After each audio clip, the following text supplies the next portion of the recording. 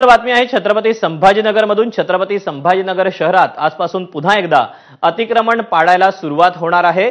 नारेगाव परिसरातला रस्ता यामुळे मोकळा श्वास घेणार आहे। गरवारे मैदानाजवळ जय भवानी चौक ते मनपाचा डंपिंग ग्राउंड हा 30 मीटरचा रस्ता मोकळा होईल।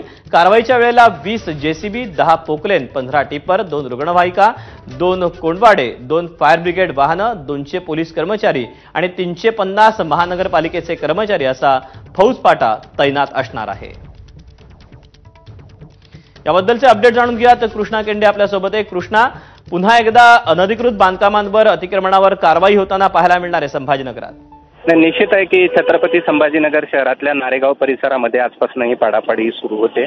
मात्र नागरिकांचं म्हणणं असं आहे की तुम्ही एकाच वेळी मार्किंग आणि एकाच वेळी पाडापाडी करू नका।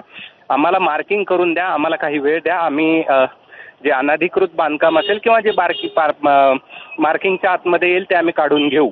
आणि त्यानुसार आता 1 वाजेपर्यंतची वेळ देण्यात आलेली आहे आणि 1 वाजेपर्यंत मार्किंग करून तुमचं काही सामान अनधिकृत जागेत असेल किंवा या जिथपर्यंत रस्ता येतोय तिथपर्यंत असेल तर ते काढून घ्यावं असं म्हणण्यात आलेलं आहे। आणि त्यानुसार आता 1 वाजेपर्यंतची ही वेळ देण्यात आली आणि त्यामुळे ही पाडापाडी 1 वाजल्यानंतर सुरू करण्यात येईल असं देखील सांगितलंय। मात्र नागरिकांचं म्हणणं आहे की निदान 1 दिवसाची मुदत तरी द्यायला हवी, जेणेकरून जे सामान आहे ते आम्हाला काढता येईल।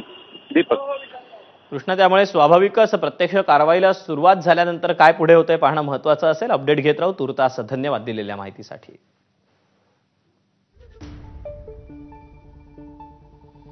संभाजीनगरमध्ये अनधिकृत बांधकामांवर सध्या कारवाई केली जाते। मोठा फौजफाटा या ठिकाणी तैनात केला जातोय। यासोबतच ज्यांनी अतिक्रमण केलेलं आहे त्यांनी मात्र याबाबत काहीसा वेळ मागून घेतलेला आहे।